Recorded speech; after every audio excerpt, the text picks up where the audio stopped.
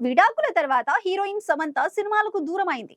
ఒకటి రెండు సినిమాలు చేస్తూ బాలీవుడ్ కే పరిమితమైంది. కంటెంట్ ఉన్న చిన్న సినిమాలను ప్రోత్సహిస్తూ నిర్మిస్తుంది.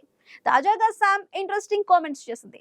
సెలెక్టివ్ సినిమాలు చేయడానికి గల కారణాలను వెల్లడించింది. సమంత రూత్ ప్రభు నటిగా నిర్మాతగా దక్షిణాది సినిమా పరిశ్రమలో తనదైన ముద్ర వేస్తూ ప్రేక్షకులకు నాణ్యమైన కథలను అందిస్తున్నారు.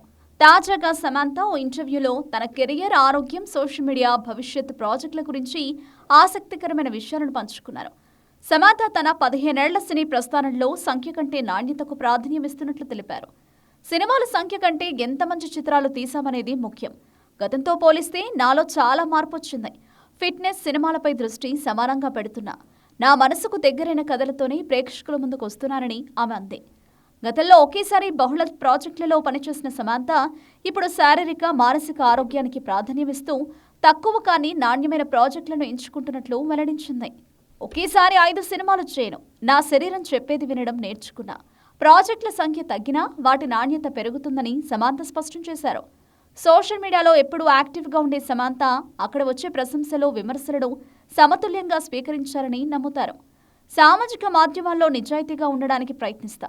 ప్రశంసలను ఆస్వాదిస్తున్నట్లే ట్రోలింగ్, నెగిటివ్ కామెంట్స్ను కూడా హుందాగా స్వీకరించాలని తెలిపారు. అవి మన జీవితాన్ని నియంత్రించకూడదని ఆమె తన అభిప్రాయాన్ని వ్యక్తం చేశారు. ఈ విధానం ఆమె మానసిక బలాన్ని, పరిణితిని చాటుతోంది.